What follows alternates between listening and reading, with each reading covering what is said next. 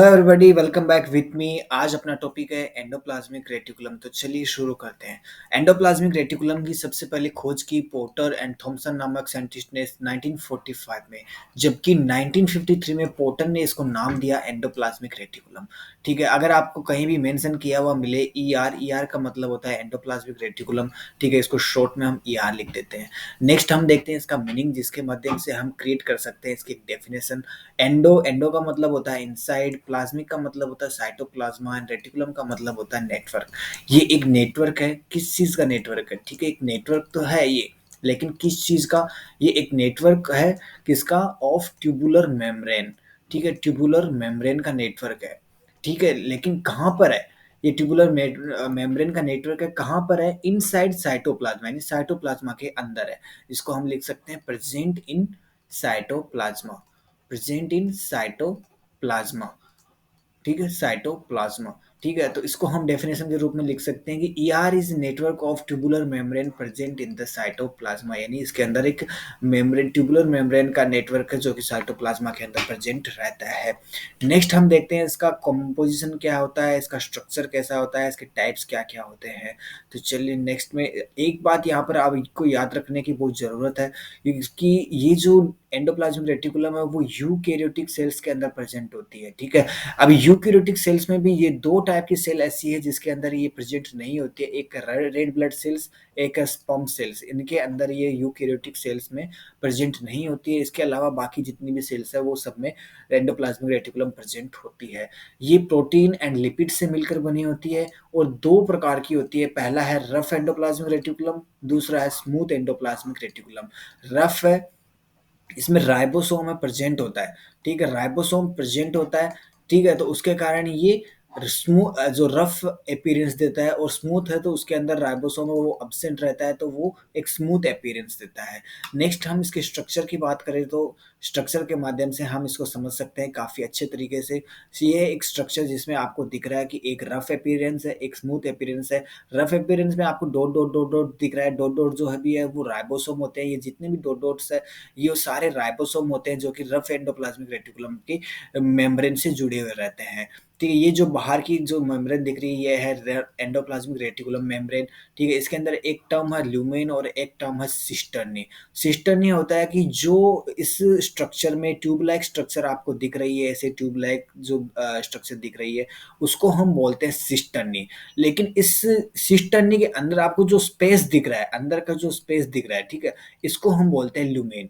अंदर की जो खाली जगह है वो जो स्पेस है उसको ल्यूमेन बोलते हैं। ल्यूमेन को हम सिस्टर्नी स्पेस भी बोलते हैं। ठीक है, अगर दोनों में से कोई भी नाम आता है तो आपको कंफ्यूज नहीं होना है। ल्यूमेन को ही सिस्टर्नी स्पेस बोलते हैं, स्पेस बोलते हैं। ठीक है, इसी को स्पेस बोलते हैं और इसी को ल्यूमेन बोलते हैं, दोनों एक ही चीज है। इसके अलावा एक चीज और है यहाँ पे, वेसिकल। ठीक है, वेसिकल का काम क्या है? जैसे कि हम जानते हैं कि एंडोप्लाज्मिक रेटिकुलर है, उसका मेन जो फंक्शन है वो होता है प्रोटीन का निर्माण करना। ठीक है, प्रोटीन का निर्माण करने के बाद में ये उसको दूसरे ऑर्गेनेल तक पहुंचाती है। जहां पर उसकी जरूरत होती है वहां पर प्रोटीन को भेज देती है। तो ये एक जगह से दूसरी जगह पर जो प्रोटीन का स्थानांतरण यानी ट्रांसपोर्ट करने की जो काम करता है वो करता है वेसिकल। ये पैकेजिंग करती है प्रोटीन की और वेसिकल के माध्यम से उसको दूसरी जगह पे ट्रांसपोर्ट कर देती है। तो वेसिकल का काम है ट्रांसपोर्ट करना। इसके बाद में हम देखते हैं इसका फंक्शन क्या होता है। चलिए नेक्स्ट हम चलते हैं सबसे पहले फंक्शन रफ एंडोप्लाज्मिक रेटिकुलम पे।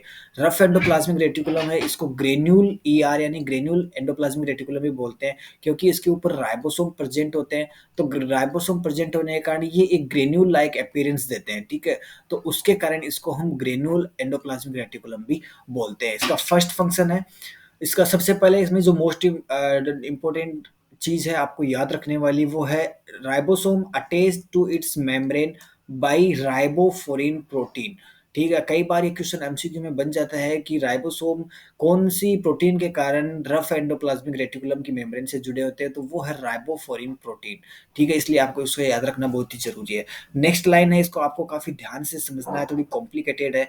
ठीक है, ये है कि R E R attach to nuclear envelope from direct connection between perinuclear space and cisternal space lumen of E R for movement of the molecules. चलिए इसको हम समझते हैं कि जैसे हमारे पास में ये न्यूक्लियस है। ठीक है, ये क्या है? न्यूक्लियस है और इसके पास में ये जुड़ी हुई है यहाँ से एंडोप्लाज्मिक रेटिकुलम। ओके, इस प्रकार से ये एक स्ट्रक्चर है। अब यहाँ पे आपको समझना है कि R E R attach to nuclear envelope, यानी कि ये जो रफ एंडोप्लाज्मिक रेटिकुलम है ये जिस पॉइंट पे न्यूक्लियर एनवलप से जुड़ रही है, ठीक है, ये वाला पॉइंट है वो, यहाँ से ये न्यूक्लियर एनवलप पे जुड़ रही है। ठीक है, डायरेक्ट कनेक्शन बिटवीन दो चीजों के बीच में कनेक्शन है, बिटवीन पैरा न्यूक्लियर स्पेस। ठीक है, पैरा न्यूक्लियर स्पेस किसको बोलेंगे, ये वाला जो पॉइंट है, ये वाला जो पॉइंट है जहाँ पे न्यूक्लियर एनवलप से जुड़ रही है उसको हम बोलेंगे पैरा न्यूक्लियर स्पेस। ठीक है, इसको हम बोलेंगे paranuclear space, between paranuclear space and cisternae space lumen. Cisternae space हम जानते हैं कि ये जो सिस्टर्नी के बीच का जो स्पेस है इसको हम बोलते हैं सिस्टर्नी स्पेस या फिर ल्यूमेन। ठीक है, इन दोनों के बीच का ये कनेक्शन है।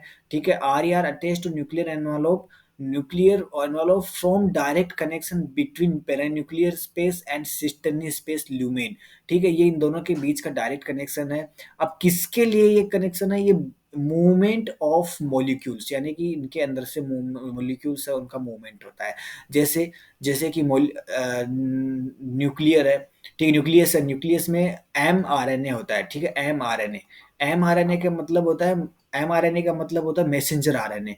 मैसेंजर आर एन ए क्या करता है, यहाँ से पेरीन्यूक्लियर स्पेस के माध्यम से ल्यूमेन के अंदर आता है। ठीक है, और ल्यूमेन के अंदर आके ये एंडोप्लाज्मिक रेटिकुलम में आ गया तो एमआरएनए के माध्यम से ही प्रोटीन का सिंथेसिस होता है। जब एमआरएनए एंडोप्लाज्मिक रेटिकुलम में आएगा तभी प्रोटीन का सिंथेसिस होगा, नहीं तो नहीं होगा। इसलिए यह आपको याद रखना बहुत ही जरूरी है कि ये पेरीन्यूक्लियर स्पेस और सिस्टर्नल स्पेस, इनके बीच में जो कनेक्शन है वो मूवमेंट के लिए हेल्प करता है, मॉलिक्यूल्स के मूवमेंट के लिए। नेक्स्ट इसके बाद में है important in synthesis, packaging and secretion. यहाँ पे थ्री टर्म्स है, फर्स्ट सिंथेसिस करना, फिर उसको पैकिंग करना, फिर उसका सीक्रेशन करना ऑफ प्रोटीन यानी प्रोटीन। अब इतने सारे काम कर रही है एंडोप्लाज्मिक रेटिकुलम, सबसे पहले प्रोटीन को बना रही है, प्रोटीन बनाने के बाद में जितना उसको ज़रूरत है काम में ले लेती है, फिर उसके बाद में दूसरे ऑर्गेनेल को ज़रूरत पड़ती है तो वो उनके लिए उसको पैक करती है, पहले डब्बों में जैसे हम पैक करते हैं उनको पैक करती है, और फिर वेसिकल के माध्यम से उसको सीक्रेट कर देती है, यानी जहाँ पे उसकी ज़रूरत है उसके लिए उसको वो भेज देती है, जहाँ भी ज़रूरत है वो उसको प्रोटीन है भेज देती है वेसिकल के माध्यम से। नेक्स्ट इसका जो लास्ट है वो है evidently found in liver cells and pancreas cells. जहाँ पे सबसे ज़्यादा इसकी ज़रूरत होती है वो है लीवर सेल्स एंड पेनक्रियाज की जो सेल्स होती है उसके अंदर, तो ये सबसे ज़्यादा वहाँ पाई जाती है। तो इस प्रकार से ये है रफ एंडोप्लाज्मिक रेटिकुलम। नेक्स्ट हम देखते हैं smooth endoplasmic reticulum. Smooth endoplasmic reticulum के अंदर आपको एग्रेनुलर ए ग्रेनुलर ईआर भी, यानी इसको हम बोल सकते हैं कि ए ग्रेनुलर ईआर यानी एग्रेनुलर एंडोप्लाज्मिक रेटिकुलम भी इसको बोल सकते हैं, क्योंकि इसके अंदर राइबोसोम अब्सेंट होता है। राइबोसोम अब्सेंट होगा तो इसमें डॉट डॉट डॉट वाली अपीयरेंस आपको नहीं दिखेगी। ये प्रोडक्शन करता है लिपिड्स का, स्टेरॉइड्स का एंड ग्लाइकोजन का, यानी इन तीनों का निर्माण करता है and helps to their storage, और उसका स्टोरेज भी करता है कि कभी भी अगर इमीडिएटली उनकी जरूरत पड़े तो वो उनका सीक्रेशन कर सके जल्दी से, उसको वहां के लिए पहुंचा सके। अब जैसे लिपिड्स है तो लिपिड्स क्या यूज आते हैं, जैसे फोस्फोलिपिड्स है, ठीक है, फोस्फोलिपिड्स है एंड कोलेस्ट्रॉल है, कोलेस्ट्रॉल है, तो ये एक तरह से लिपिड्स है और ये क्या काम करते हैं, जैसे सेल मेम्ब्रेन है, ठीक है, या फिर किसी ऑर्गेनेल की जो मेम्ब्रेन है उसको बनाने में हेल्प करते हैं। ठीक है, इसलिए लिपिड्स की ज़रूरत बहुत ज़्यादा ज़रूरत होती है। स्टेरॉइड्स हार्मोन है, स्टेरॉइड्स हार्मोन है, ठीक है, उसका निर्माण करता है, ग्लाइकोजन का निर्माण करता है, और निर्माण करने के साथ साथ में उसका स्टोरेज भी करता है। ये स्मूथ एंडोप्लाज्मिक रेटिकुलम का काम हो गया। इसके साथ साथ एंड डिटॉक्सिफिकेशन का काम भी बहुत ज्यादा करता है, drugs and poison by adding hydroxyl group, detoxification of drugs और poison by adding hydroxyl group. अब ड्रग्स और पॉइजन का जो डिटॉक्सिफिकेशन हमारे शरीर में करता है वो करता है लीवर। ठीक है, लीवर, जैसे आपने एल्कोहल लिया तो एल्कोहल लेके डायरेक्ट लीवर क्या करता है, उस एल्कोहल का डिटॉक्सिफाई करता है, जो जरूरत होती है शरीर के अंदर वही रखता है, बाकी उसको बाहर निकालता है। ठीक है, तो ये डिटॉक्सिफाई कैसे करेगा, जैसे ये ड्रग्स है या फिर पॉइजन है, ये हमारे शरीर के अंदर है, इसके पार्टिकल्स है, तो ये क्या करेगा, उसके अंदर हाइड्रोक्सिल ग्रुप जोड़ेगा, तो जिसके कारण ये वाटर सोल्यूबल बन जाएगा। वाटर सोल्यूबल, वाटर सोल्यूबल बना, वाटर सोल्यूबल बनने के बाद में ये इस तरह से पानी के अंदर घुल जाता है। पानी के अंदर जैसे नमक को हम पानी के अंदर घोलते हैं, तो हम ये आइडिया नहीं लगा पाते कि इस पानी के अंदर नमक है या नहीं है, जबकि वो उसके अंदर घुला हुआ है। तो इस प्रकार से ये जो पॉइज़न या ड्रग्स होती है वो वाटर सोल्यूबल बन जाता है। फिर ये उसको शरीर से बाहर निकाल देती है यूरिन के माध्यम से, ठीक है, स्वेटिंग के माध्यम से या फिर किसी और माध्यम से शरीर से बाहर कर देती है। तो इस प्रकार से हमारे शरीर का डिटॉक्सिफाई हो जाता है।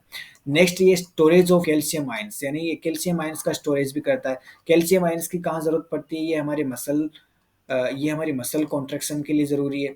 ठीक है, मसल कॉन्ट्रैक्शन के लिए कैल्शियम आयन की ज़रूरत होती है, उनका स्टोरेज करके रखती है कि जब भी इसकी ज़रूरत पड़े हम उसको यूज़ में ले सकते हैं।